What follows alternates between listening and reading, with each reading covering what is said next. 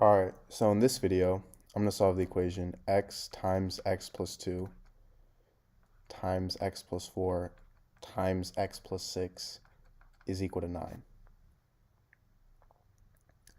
So to solve this, I'm going to first start by reordering this. So I'm going to write this instead as x times x plus 6 at the start times x plus 2 times x plus 4 is equal to 9. And the reason I'm doing this is because I'm going to multiply x with x plus 6 and x plus 2 with x plus 4. So x times x plus 6 is x squared plus 6x, and x plus 2 times x plus 4 is x squared plus 6x plus 8. Now, I'm going to be using u substitution. So I'm going to let the variable u equal to x squared plus 6x. So now I get u times u plus 8 is equal to 9. And this means that u squared plus 8u minus 9 is equal to 0. And if I factor this out, I get u plus 9 times u minus 1 is equal to 0, meaning u is equal to negative 9, and u is also equal to 1. Now, let's go back. We let u equal to x squared plus 6x. So this means that u is either equal to negative 9, so x squared plus 6x equals negative 9, and x squared plus 6x is also equal to 1.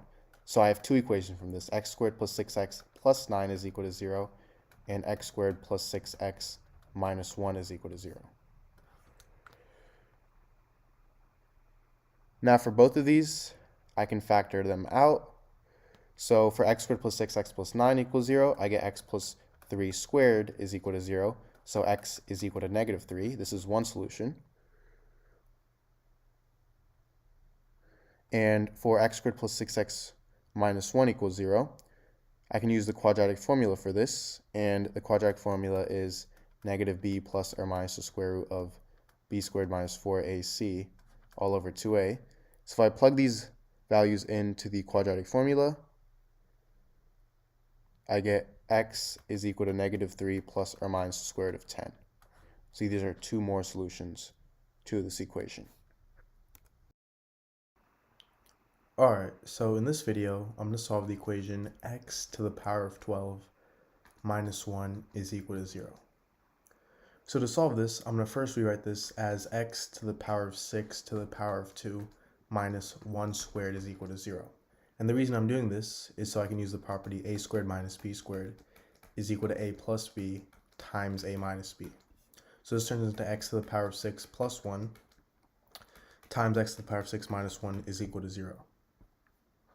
So this gives me two equations. I get x to the power of 6 plus 1 equals 0, and x to the power of 6 minus 1 equals 0. Now I'm going to do the same thing again. I'm going to rewrite x to the power of 6 minus 1 equals 0 as x to the power of 3 to the power of 2 minus 1 squared is equal to 0. So I can use this property again and get x to the power of 3 plus 1 times x to the power of 3 minus 1 is equal to 0. Now, for x to the power of 3 minus 1 equals 0, I'm going to rewrite this as x to the power of 3 minus 1 to the power of 3 equals 0, so I can use the property a to the power of 3 minus b to the power of 3 is equal to a minus b times a squared plus ab plus b squared. So this turns into a minus b times a squared plus a plus 1 is equal to 0. Sorry, this turns into x minus 1 times x squared plus x plus 1 is equal to 0, which gives me yet another two equations. So now I have x minus 1 equals 0 and x squared plus x plus 1 equals 0. So for x minus 1 equals 0, all I have to do is add 1 on both sides, and I get x is equal to 1. And for x squared plus x plus 1 equals 0, I can use the quadratic formula.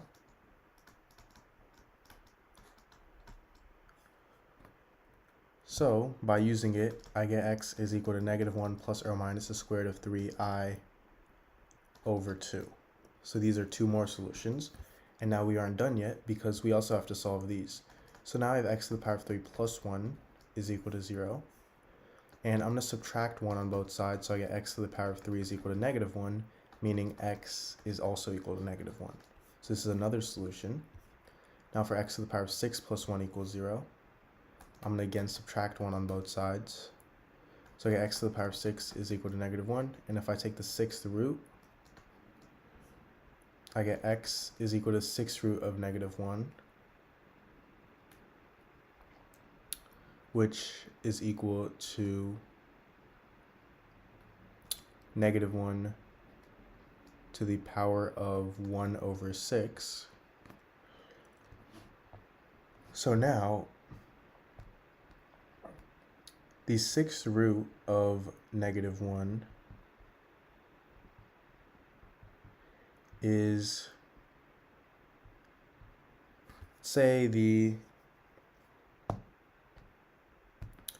we know that I is equal to the square root of negative 1, which is equal to negative 1 to the power of 1/2. So negative 1 to the power of 1 over 6 is the same thing as negative 1 to the power of 1/2 minus something. So now 1 over 6, or I should say 1/2 minus 1 over 6 is equal to 1 over 3.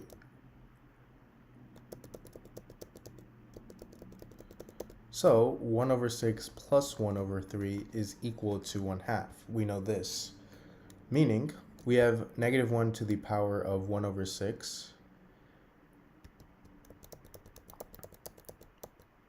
and this plus,